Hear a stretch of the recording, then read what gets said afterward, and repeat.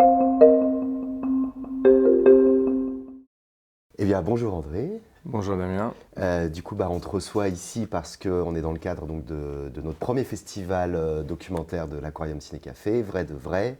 Et donc là, pendant 5 jours, on montre des films, on a une installation sonore dans la bibliothèque du coin, on a des rencontres professionnelles, on a tout un tas de choses. Et on a commencé, du coup, en montrant ton film en ouverture, donc, Et j'aime à la fureur. Voilà. Et du coup, on est là pour parler de ton film, de ton parcours, du film aussi que tu as co-réalisé. C'est arrivé près de chez vous il y a maintenant quelques Très années. longtemps. Il y a maintenant très longtemps, carrément.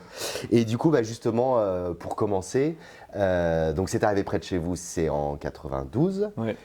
Et j'aime à la fureur 2021. 2021, il a été terminé en 2021. 2021, mais je l'ai commencé bien avant, parce que j'ai mis 7 ans à le faire. Donc Ok. c'était un travail de longue haleine. Ouais, j'imagine, ouais, carrément. Et du coup, savoir, malgré tout, pourquoi il y a eu du temps comme ça qui s'est joué entre le premier et puis le deuxième. Ouais. Voilà, qu'est-ce que... Il y a eu plein de raisons. D'abord parce que j'ai essayé de faire des films qui se sont pas faits, j'ai eu des projets, et puis moi je suis assez lent, quoi, donc le fait déjà d'écrire un scénario, c'est pas en 3 semaines, quoi, donc voilà, le temps passait. Après j'ai fait plein d'autres choses. À côté, j'ai beaucoup bossé pour une boîte qui s'appelle Criterion, qui est un éditeur vidéo américain assez prestigieux. Et j'ai tourné beaucoup d'entretiens pour les bonus avec plein de cinéastes, plein d'acteurs. Voilà, j'ai fait ça. Et puis surtout, j'ai fait 3 enfants à la femme que j'aime. Et ayant eu un peu des problèmes avec... Enfin, quand j'étais petit, moi, j'avais un peu des problèmes avec mon père et qui n'était pas présent auprès de moi. Et j'ai voulu ne pas reproduire ça et j'ai voulu beaucoup m'occuper de mes enfants, d'être près d'eux. Et voilà, et ça m'a beaucoup pris du temps. Ouais, carrément. Voilà. Et du coup, Et puis le temps passe. Enfin, moi j'ai un problème avec le temps qui passe, qui est d'ailleurs un peu le thème des J'aime à la fureur. Ouais.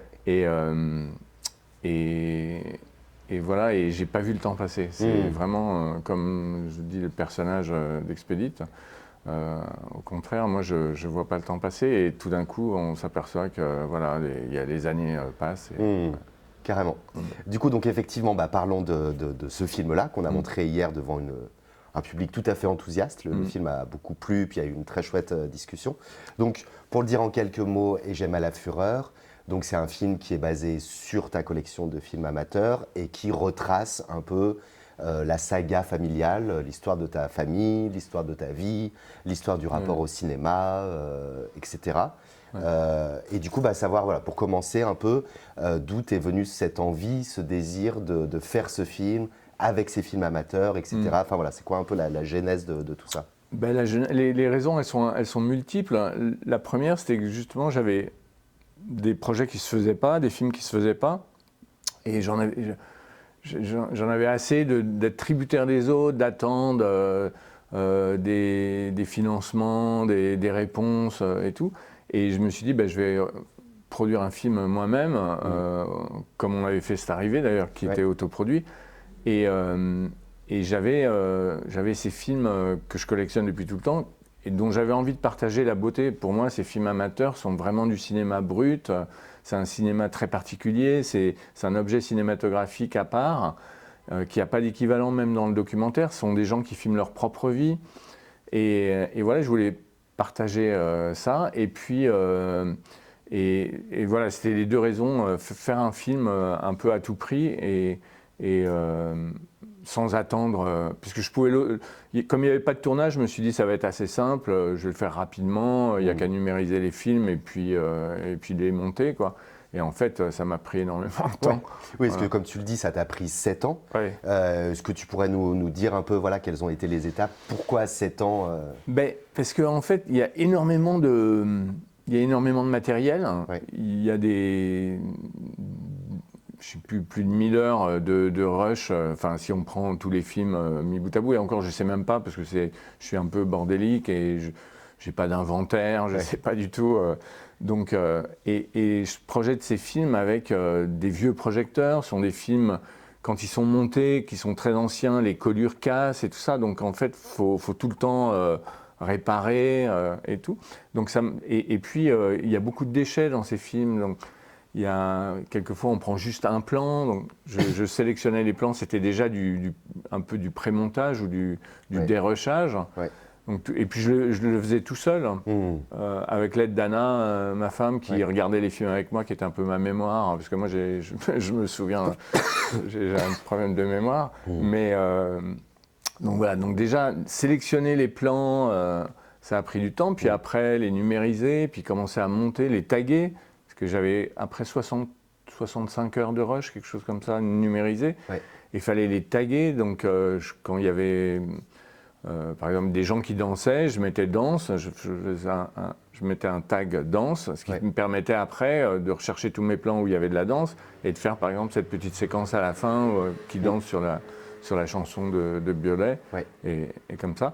Et voilà, et puis encore une fois, le temps passe sans qu'on ait de prise dessus, et puis c'est pour ça que ça a pris du temps. Du coup, donc ça c'est la première partie. Ça c'est la première partie. Tout seul, donc avec ta femme. Voilà. C'est la première partie que j'ai fait tout seul. J'ai commencé un bout à bout qui faisait plus de 3 heures au départ, 3h30, puis j'ai réduit au fur et à mesure. Et puis après, je me suis dit, j'ai bien vu qu'il fallait s'associer à vraiment des producteurs professionnels pour pouvoir donner un statut professionnel au film Enfin, c'était pas possible tout seul dans son coin de le faire. Donc après, qu'est-ce que tu appelles statut professionnel? Enfin, ça rajoutait quoi du coup c'est-à-dire, ne serait-ce que par exemple pour tout le travail du son et tout après, d'être avec des techniciens chevronnés. Et donc, je me suis associé au film du Poisson, Laetitia Gonzalez et Estelle Fialon, qui ont un peu pris le relais pour terminer le film. Et là, j'ai commencé à monter avec une monteuse, Svetlana Venblatt, au départ. Et puis, il y a eu le Covid, donc on a dû arrêter. C'était un peu salutaire, parce qu'à un moment, on tournait en rond. Quand on a la tête dans le guidon, de voir tout le temps les mêmes plans, on n'a plus de recul. Alors, ça a donné un peu cette possibilité de prendre un peu de distance. Après, Svetlana n'était plus libre, elle était repartie sur un autre film. Donc j'ai monté avec Thomas Marchand, un monteur. Et là, on a eu en plus les musiques de Biolay qui arrivaient. Et voilà, et on a terminé le film comme ça. Ouais, d'accord. Du coup, donc, comme on en a déjà un petit peu parlé, donc c'est un film qui est essentiellement basé sur des films amateurs, puisque c'est quelque chose qui, toi, t'occupe aussi depuis de très nombreuses années, à savoir cette collection de films amateurs. Et alors, tu en parlais un peu dans le film, mais je voulais savoir un peu comment c'était venu ce début de collection et comment on gère ça et comment on se dépatouille avec tout ça, quoi. C'est venu, c'est venu, en fait, c'est venu quand j'étais petit. Il y avait ce type qui nous projetait, le père d'un ami qui était ambleteuse, qui avait voulu faire du cinéma, qui était passionné de cinéma, qui était médecin. Et qui avait des copies Super 8 de films de Keaton, Chaplin, enfin des films d'édition qui nous projetaient dans son grenier. Et moi, j'étais en admiration devant ce type qui était très gentil, et ce grenier, c'était un peu magique parce que voilà, tous ces films, moi j'avais, je sais pas, 10 ans. Je découvrais par exemple l'expressionnisme allemand, les films Caligari, Les Trois Lumières de Fritz Lang. C'était très étrange. Et j'adorais ça. Et j'ai voulu avoir un projecteur. Je voulais être comme lui en fait. Je voulais un projecteur absolument. Je tannais mes parents. Et ils m'ont acheté sur une brocante un Pathé Baby, qui était déjà à l'époque une antiquité. Et avec, il y avait des films d'amateurs. Il y avait des Félix le Chat, des trucs comme ça. Ça m'intéressait moins, mais il y avait des films d'amateurs. Et ça, je trouvais ça fascinant parce que je voyais la vie des autres. Et je trouvais ça très intéressant de pouvoir voir comment les autres vivaient, et d'autant plus que j'avais un peu des problèmes avec ma famille, et ça m'intéressait de voir comment ça se passe chez les autres. Comment ça se passe chez les autres. Et donc, et après, c'est parti de là, en fait, et je me suis dit, je vais, plutôt que d'avoir la énième copie d'un Chaplin, c'est plus intéressant d'avoir ces films-là qui sont uniques, parce que le film qu'on projette, c'est le film qui était dans la caméra. Il n'y a pas de copie, c'est comme un Polaroid. Donc ils sont uniques de par leur statut, et puis du fait qu'il n'y a pas de copie, il n'y en a qu'une. Et du coup, donc, tu passes du temps à c'est commencé comme ça, chiner, voilà. Et puis après, c'est devenu vraiment addictif, parce qu'on achète des films, souvent on ne sait pas ce qu'il y a dessus, parce que même il y a des indications sur les boîtes qui ne correspondent pas toujours à ce qui est dedans, parce que le film parfois n'est pas dans la bonne boîte, il a été rembobiné, tout ça. Et donc c'est un peu, il y a un côté pochette surprise qui est... Et puis il y a tellement de films très étranges. Les gens, il y a beaucoup de films de famille, des premières communions, des bébés et tout ça, mais il y a parfois des choses très étranges, très... on voit dans le film, notamment, il y a des scènes un peu d'exorcisme très bizarres, sorte de théâtre un peu familial, où on voit des gens faire des choses très étranges. Je pense que c'est un truc Halloween. Donc voilà, donc effectivement, il y a tous ces films-là que tu glanais, que tu as glané tout au long de ta vie. Et il y a quand même aussi le fond familial. Oui, et puis il y a les films que moi je tournais, parce qu'après avoir eu un projecteur, j'ai voulu une caméra. Donc j'ai eu une caméra, je ne sais plus à quel âge, mais j'ai eu une petite caméra Super 8. Et là, j'ai commencé à faire des films moi-même. Je sais pas, j'avais fait un film sur le zoo de Vincennes, sur la Tour Eiffel et tout ça. Et puis, avec mes copains... Tu parles d'un remake de Laurence d'Arabie aussi dans j'ai essayé ça, voilà. Et puis, voilà, je filmais mes copains, mes copines à Ambleteuse beaucoup. L'été, c'était vraiment les vacances et c'était ça, quoi. Et donc, effectivement, aussi ces films familiaux, parce que c'est l'un des autres axes importants du film, c'est que on découvre petit à petit que dans ta famille, il y a une vraie passion pour le cinéma, mais qui date même des origines du cinéma, puisque ton aïeul était copain avec les frères Lumière. Copain, proche. Peut-être pas copain, en tout cas, il les connaissait. Et donc, il aurait assisté, c'est ça, à la première projection, qui était une projection qui n'était pas publique, qui était pour une espèce d'association industrielle, des industriels. Et voilà. Et donc de ça, on découvre que tout au long du siècle, en fait, il y a eu régulièrement des membres de ta famille qui filmaient. Et donc toi, tu as récupéré, comment ça s'est joué, ça, du coup C'est au décès d'un membre de la famille, très éloigné, et qui avait gardé les films. Donc j'ai récupéré ça. Ok. Et puis il y avait par exemple le film de mon grand-père qui était parti aux États-Unis filmer les usines de tréfilerie. Tout à fait. Donc effectivement, on voit plusieurs membres de ta famille et dont même certains se mettent à travailler dans le cinéma, puisqu'il y en a un qui est technicien pour les films de Pagnol. Qui est assistant caméra, c'est ça. Enfin, caméraman même. Et du coup, donc, tu t'es retrouvé avec cette énorme masse. Donc tu disais que ça a été long de se dépatouiller avec ces milliers de rushs qui sont devenus 65 heures de rush. Malgré tout, est-ce que tu avais des fils conducteurs justement qui t'ont permis petit à petit de Non, l'occasion fait le larron, et puis le fil conducteur, c'était raconter ma vie. Le but, c'était raconter ma vie avec les images des autres pour voir s'il y a quelque chose un peu en commun, essayer de trouver quelque chose d'universel, c'est un bien grand mot, mais c'était ça l'idée, quoi. Et curieusement, ça fonctionne assez, parce que les gens se retrouvent dans le film, c'est très personnel, je raconte des trucs assez intimes et tout, et en fait, les gens se retrouvent dedans, donc ça c'est assez amusant, ça fonctionne. Par association d'idées, un plan en appelant un autre. Je savais pas trop où j'allais, il y avait des choses que j'avais envie de raconter, à partir du moment où je racontais ma vie, mais qui sont d'ailleurs parfois des choses presque dignes de films de fiction, parce que au moment du divorce de mes parents, mon père a construit un mur dans la maison pour la séparer en deux, donc ce qui est un truc complètement un peu fou, quoi, quand on y réfléchit. Mais voilà, donc ça, je savais que je voulais le raconter, et j'avais pas d'image, j'avais des photos, mais j'avais pas d'image filmée, et je voulais pas mettre de photos, parce que c'est un film sur le cinéma qui parle des gens qui filment, et je voulais pas, je m'étais dit, je vais m'en tenir à avoir des images animées, bougeant.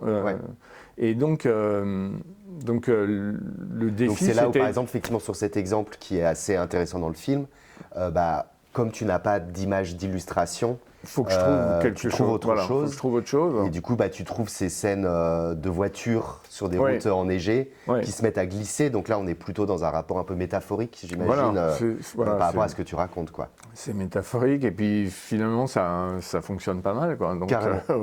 Ouais. Et donc, on a donc ces images d'amateurs que tu as triées, brodées les unes aux autres. Et malgré tout, par-dessus, donc il y a ta voix. Et donc j'imagine aussi un grand travail d'écriture en fait, du texte. Il y a un travail d'écriture, et puis en plus moi j'ai du mal à faire des phrases simples, enfin ça me prend du temps aussi, c'est pour ça. Pour essayer d'être concis, ma voix off était trop longue, donc j'ai réduit, et j'ai réduit même aussi en montage, parce que au départ je montais tout seul, et puis je m'enregistrais, j'écrivais à la fois la voix off, je montais, je trouvais les images, je m'enregistrais, je le plaçais, je regardais si ça fonctionnait ou pas, et puis je réduisais comme ça et tout. Et puis après, quand j'ai travaillé avec Thomas, le monteur, justement, des fois il coupait en douce, il me sucrait une phrase, et puis il regardait si je m'en apercevais ou pas. Et voilà, et comme ça on arrivait à être plus concis. Voilà, parce qu'une voix, il ne faut pas qu'elle soit...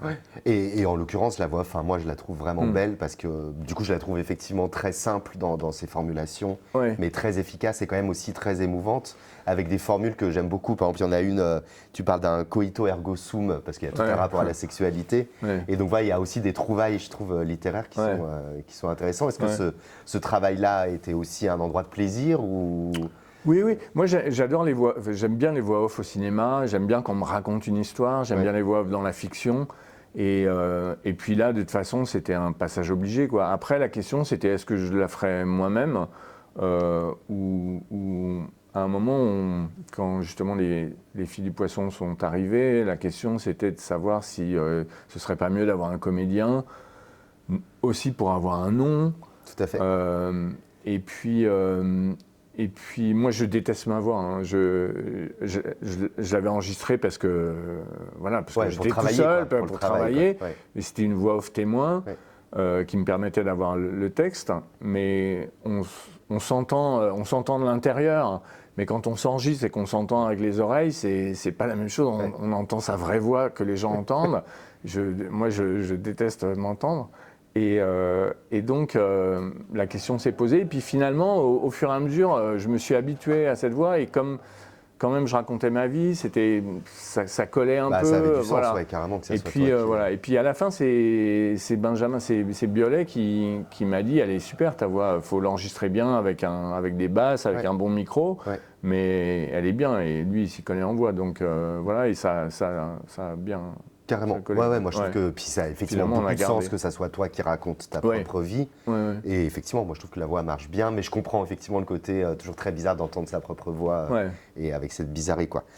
Il reste malgré tout, il y a un autre aspect un peu littéraire au film qui moi m'intéresse, et j'ai vraiment envie d'avoir ton avis.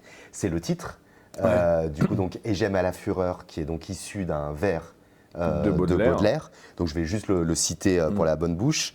Donc le vers c'est « Et j'aime à la fureur les choses où le son se mêle à la lumière ». Et donc savoir un peu pourquoi cette formule t'a plu, et puis je sais pas, est-ce que ça raconte quelque chose que t'aies pris un vers de Baudelaire Ben non, mais c'est une très belle définition avant l'heure du cinéma. Tout à fait. Et puis le film parle d'amour, en fait, parle et je trouvais que ça collait parfaitement. C'est aimer furieusement, aimer par-dessus tout. Donc c'est un film sur l'amour du cinéma, l'amour des femmes, et je trouvais que le titre était très beau, quoi. Et du coup, tu es tombé dessus par hasard sur ce vers, et Oui, j'adore Baudelaire, moi, c'est Les Fleurs du Mal, c'est ma Bible. Et Voilà, Donc c'est un titre qui est venu assez vite, par exemple, dans le processus Oui, ou... ouais. Une fois que j'ai trouvé, je me suis dit, c'est ça, quoi. Ça sera ça. Ouais. Ouais, trop bien. Et donc effectivement, tu en as aussi un peu parlé. Donc l'une des particularités du film, c'est donc qu'il y a la bande originale qui a été composée par Benjamin Biolay. Donc là, c'est bon, tu as un nom aussi autour du film, quoi.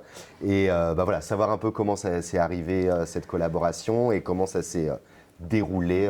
Parce qu'elle est très très présente, sa musique. Il y a beaucoup, il y a de la musique, il y a des chansons, etc. Enfin, voilà, comment ça s'est tramé, tout ça? Eh ben, donc je savais dès le début qu'il faudrait de la musique, parce que tous ces films sont muets à l'origine. Et donc quand j'ai monté, moi j'ai monté sur de la musique dont j'avais pas les droits, donc je savais que je n'utiliserais pas, mais ça me donnait un peu une base, ça donnait une couleur aux séquences, un rythme, et ça aide pour monter. Mais se posait la question de la musique, et quand Laetitia et Estelle sont arrivées, elles m'ont demandé, pour la musique, tu vois qui? Et moi, j'adore Benjamin, ses musiques, ses mélodies, elles restent dans la tête. Enfin, je suis un fan depuis son premier album. Et donc, j'ai dit, idéalement, ce serait Biolay, tout en sachant qu'il est très demandé, ça me semblait un peu inaccessible. Et elles m'ont dit, mais on vient de tourner un film avec lui, dans lequel il jouait, La Douleur.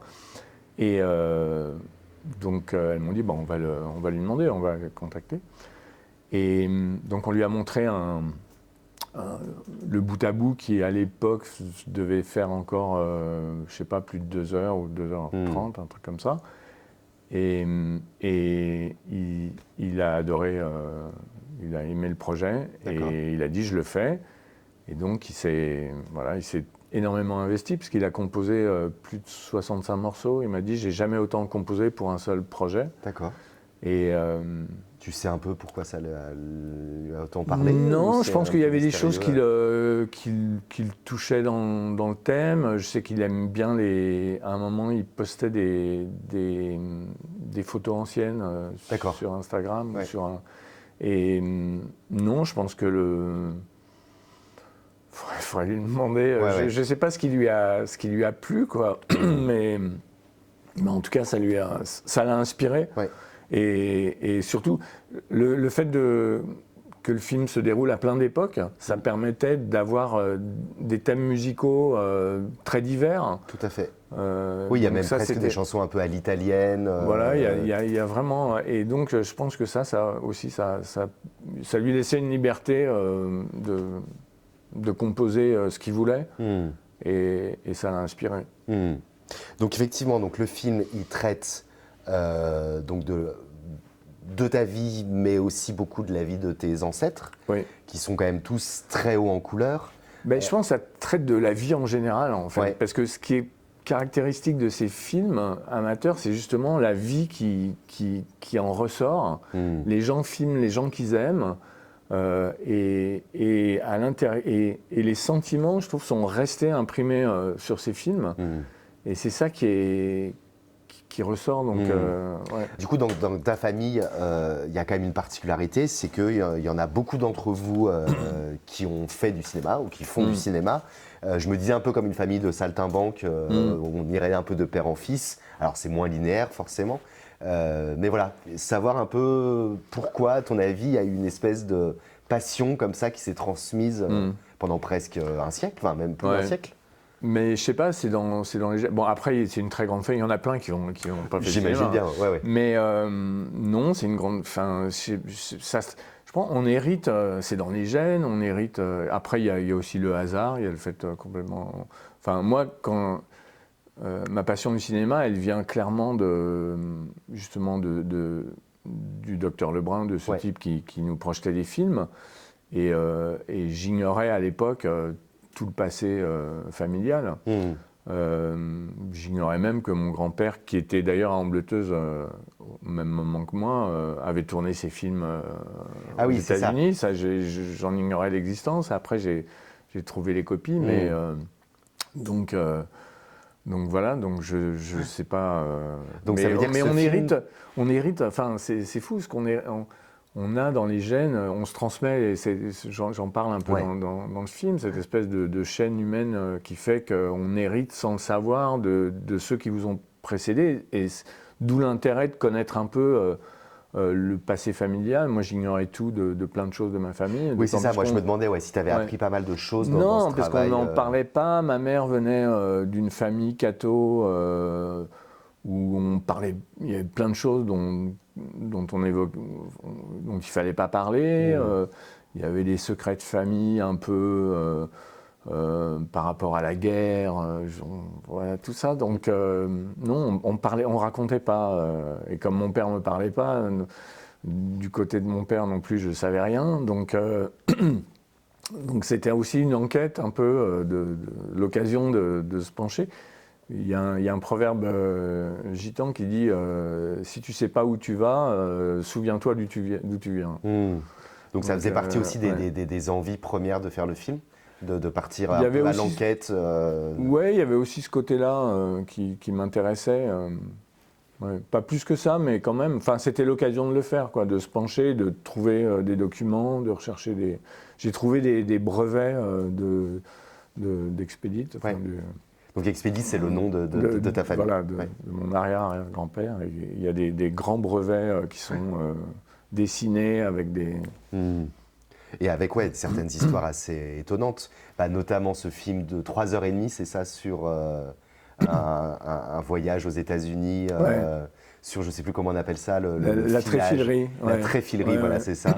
Oui, mon grand-père était spécialiste, il a écrit un livre qui a été traduit à la fois en anglais aux États-Unis et en russe en Russie.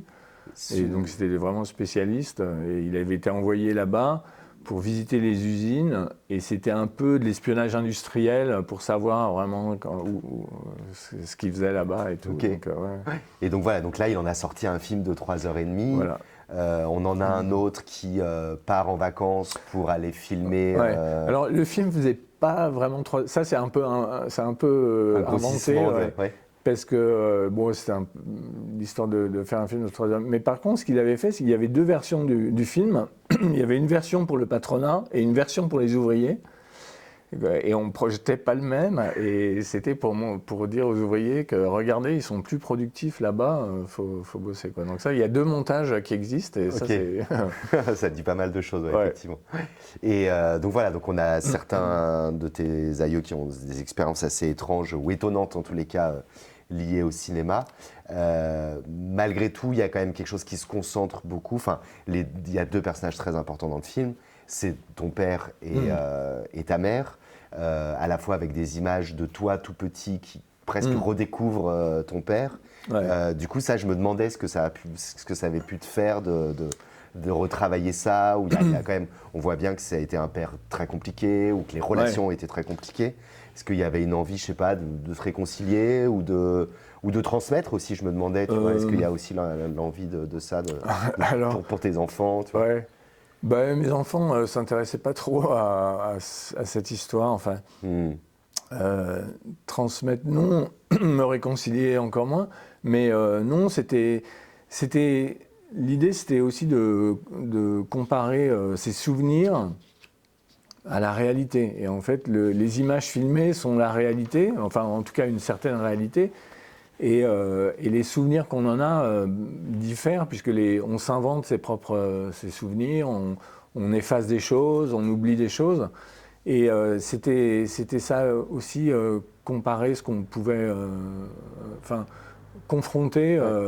Et c'est fascinant, ça, de se rendre compte à quel point ça peut être différent. Je me demande ce que ça fait. Oui, parce que c'est une introspection sur justement son passé, ce dont on se souvient, ce dont on s'est imaginé sa vie et la réalité.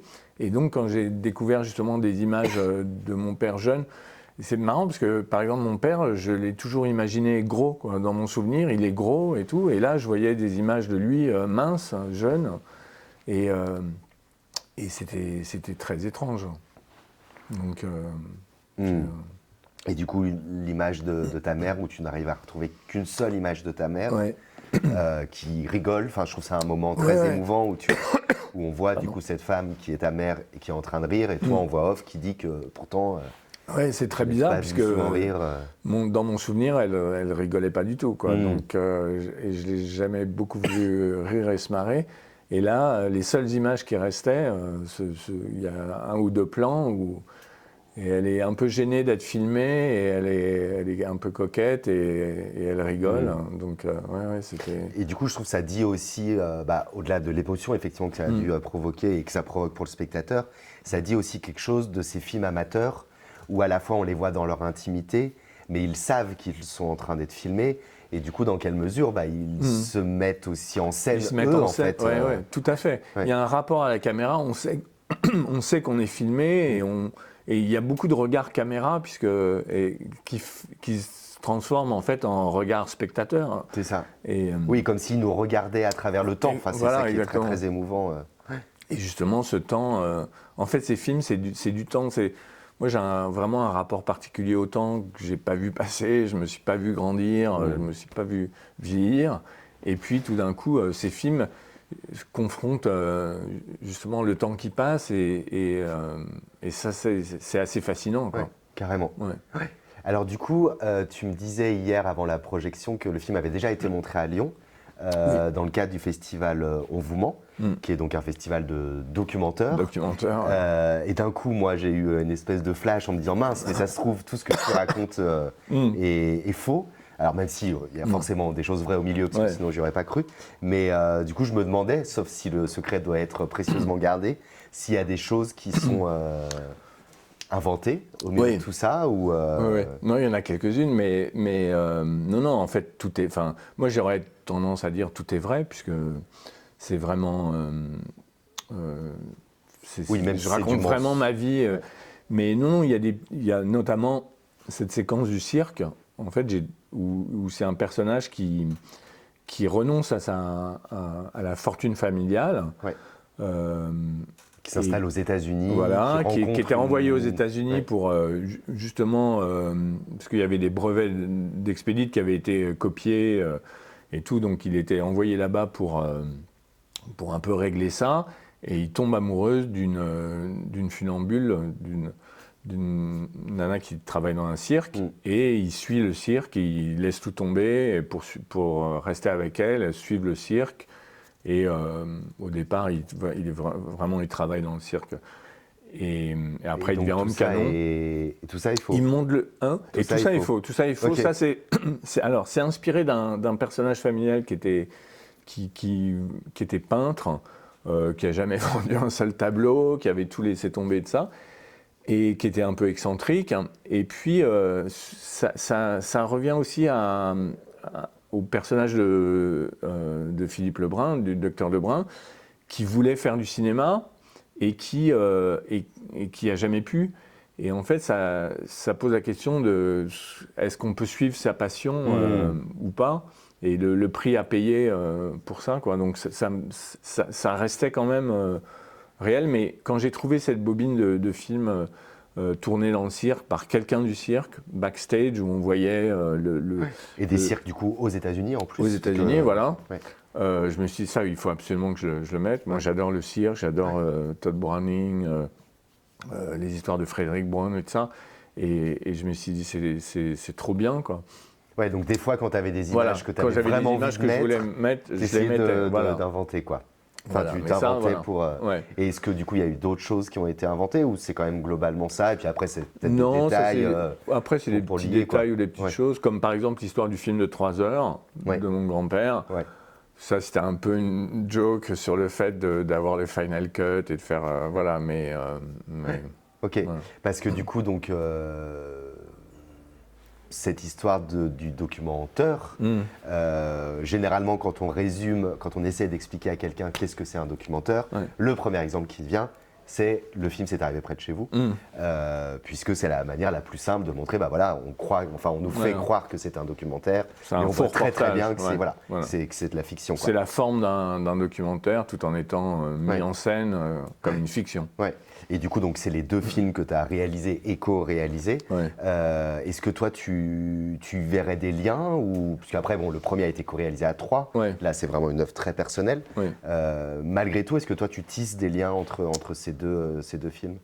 Non, enfin, le lien, il y a un petit lien, puisqu'il y a des images de cette arrivée dans Egem, et puis vice-versa, il y a des images amateurs dans cette arrivée, puisqu'à un moment, Benoît se projette un film de famille, qui était un film que j'avais trouvé dans une caméra achetée en Pologne. Okay. Et il y avait à l'intérieur de cette caméra un film développé, déjà développé, avec ces femmes à moitié nues qui dansaient comme ça. Et on s'est dit, ce serait amusant de le remettre dans le film.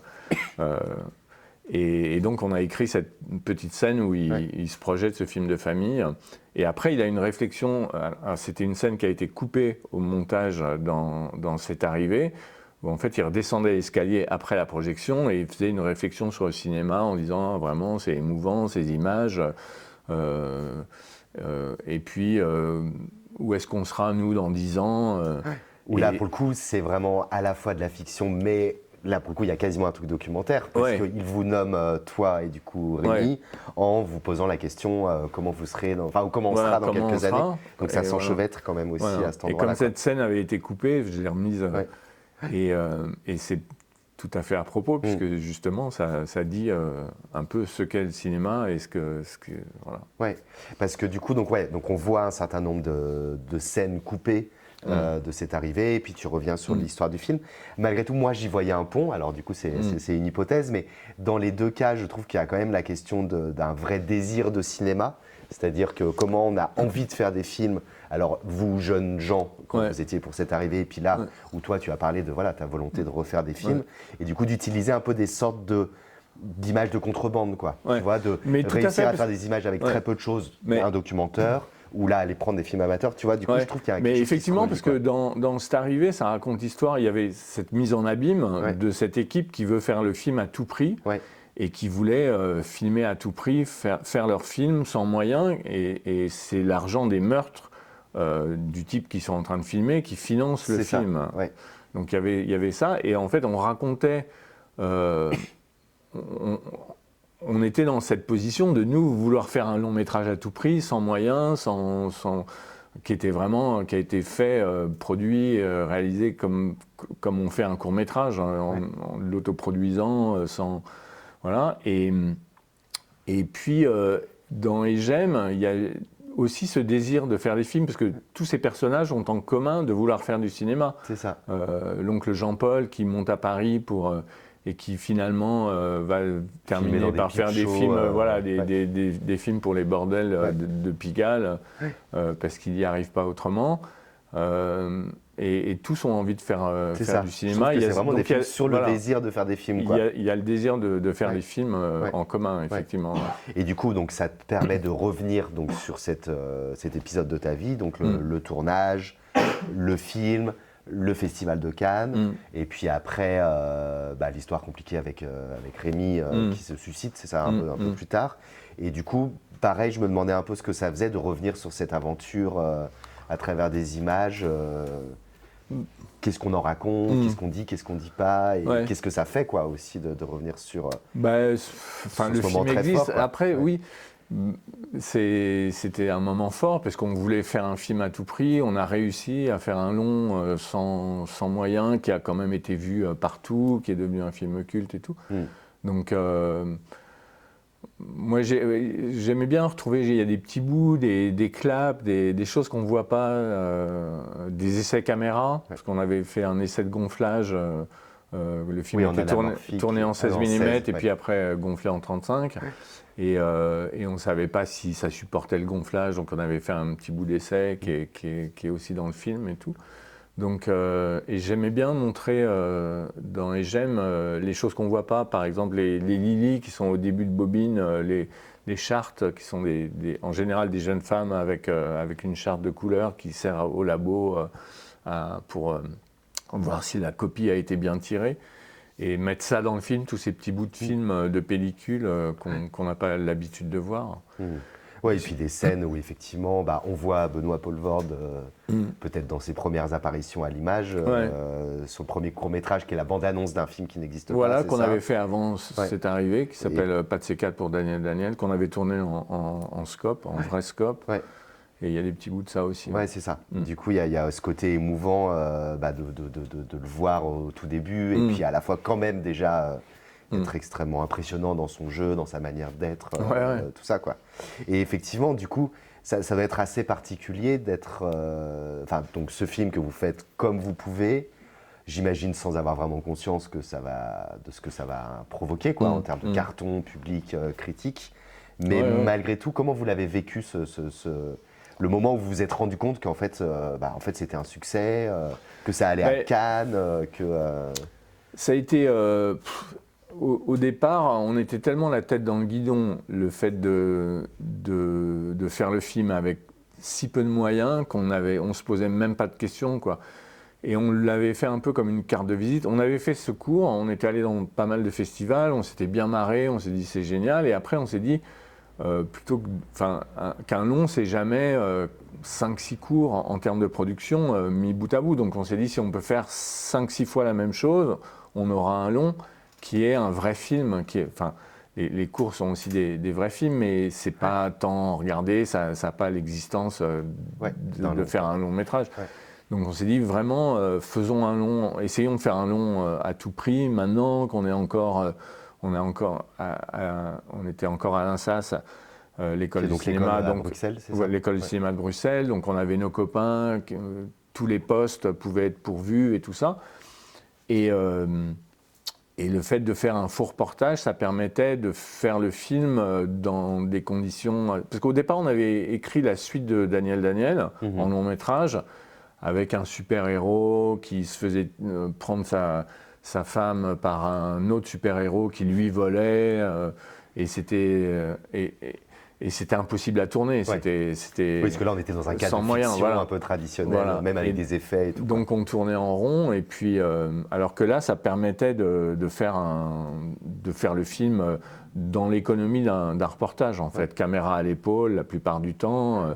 Ouais, donc vous étiez pris dans déjà ce défi de réaliser ce film. Et on l'a fait un peu comme une carte de visite. On pensait encore faire des festivals. On ne savait pas s'il serait vu. On ne se posait même pas la question. On ne pensait pas qu'il serait aussi vu, distribué comme ça, qu'on irait à Cannes. Vous n'aviez même pas forcément conscience que ce que vous étiez en train de faire était vraiment cool. Non, on le faisait, comme on le faisait. De voir Benoît Poelvoorde dans toute sa splendeur, ça vous...